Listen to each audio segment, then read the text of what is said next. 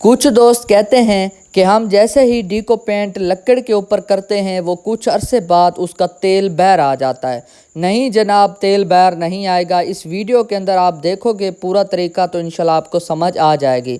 بسم اللہ الرحمن الرحیم۔ السلام علیکم میرے پیارے دوستو، آپ دیکھ رہے ہو میرا یوٹیوب چینل 3D عدنان سمی پولش۔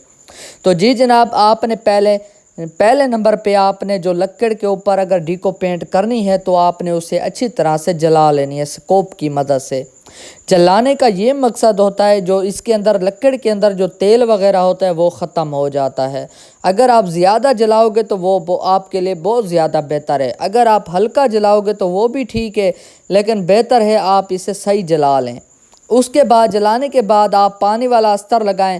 اگر آپ کے پاس آئل استر ہے تو انشاءاللہ آپ آئل استر لگائیں۔ میں لگا رہا ہوں پانی والا استر۔ پانی والے استر کے ساتھ اس کی اچھی طرح سے بھرائی کرنے کے بعد اس کے اوپر میں لگاؤں گا وال پٹی۔ میرے پیارے دوستو، دو طریقے ہیں استر لگانے کے۔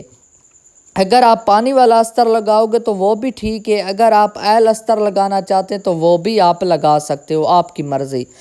تو میرے پیارے دوستو دیکھیں، میں نے استر لگانے کے بعد اس کے اوپر میں لگا رہا ہوں وال پٹی۔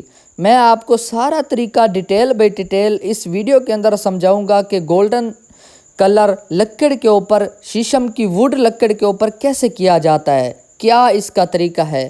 تو کچھ دوستوں کا کہنا ہے کہ بھائی ہم جب ڈیکو کر لیتے ہیں لکڑ کے اوپر تو کچھ عرصے بعد اس کا تیل باہر آ جاتا ہے۔ اگر ہم وائٹ کلر کرتے ہیں تو اس کے اندر زیادہ نظر آتے ہیں گرین وغیرہ۔ نہیں میرے پیارے دوستو، آپ جو بھی اگر لکڑ کا کام ہے آپ اس کے اوپر ڈیکو کرنا چاہتے ہیں تو آپ نے اسے سکوپ کی مدد سے اچھی طرح سے لازمی جلانا ہے، کیونکہ جلانے کا یہ فائدہ ہوتا ہے جو تیل وغیرہ ہوتا ہے وہ ختم ہو جاتا ہے۔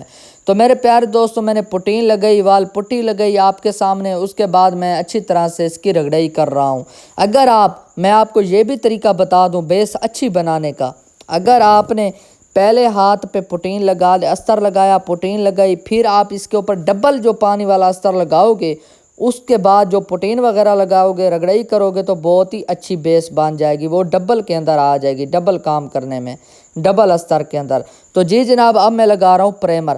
آپ سوچ رہے ہوگے کہ پریمر جو ہوتا ہے وہ گرے کلر کے اندر ہوتا ہے۔ نہیں جناب، تھا گرے کلر کے اندر، لیکن میں نے اس کے اندر ایڈ کیا ہے تھوڑا سا ریڈ گولڈ پریمر کے اندر، کیونکہ میں نے گولڈن کلر کرنا ہے۔ جیسے میں اس کے اوپر گولڈن کلر کروں گا وہ اچھی ہی کورنگ اس کے اوپر آتی جائے گی، کیونکہ نیچے جو ہے وہ بھی تھوڑی سی گولڈن کی شیپ کے اندر ہے۔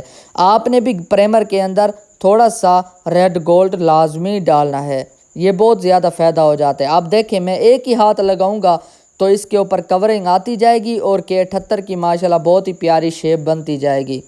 تو میرے پیارے دوستو، اگر آپ کو میرا یہ کام پسند ہے تو پلیز کومنٹس کے اندر اپنی رائے کا اظہار لازمی کرنا۔ میں نہیں کہتا کہ میں بہت بڑا کاریگر ہوں ڈیکو پینٹ کا، نہیں۔ اگر آپ کے مائنڈز میں اگر کوئی مشورہ آ رہا ہے، اگر آپ کا کوئی اور طریقہ ہے ڈیکو پینٹ کرنے کا تو میرے ساتھ لازمی شیئر کرنا کومنٹس کے اندر۔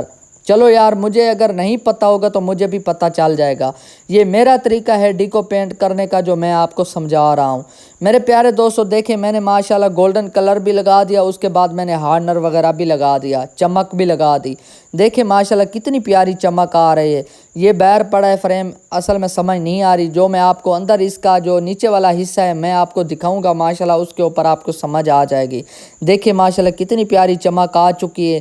میرے پیارے دوستو، اگر آپ یہی طریقہ ڈیکو پینٹ کا کرنا چاہتے ہو تو یہ بہت ہی آسان ہے، پانی والا استر۔ لیکن کچھ دوست کہتے ہیں بھائی پانی والا استر جو ہے چاپڑی بن کے کچھ عرصے بعد گر جاتا ہے۔ نہیں میرے پیارے دوستو، اگر میرے بتائے ہوئے طریقے سے پانی والا استر بناؤ گے تو انشاءاللہ نہیں گرے گا، اس کے اندر میں کیمیکل ایڈز کرتا ہوں۔ تو اس ویڈیو کی اجازت، اگلی ویڈیو میں ملتے ہیں، اللہ حافظ۔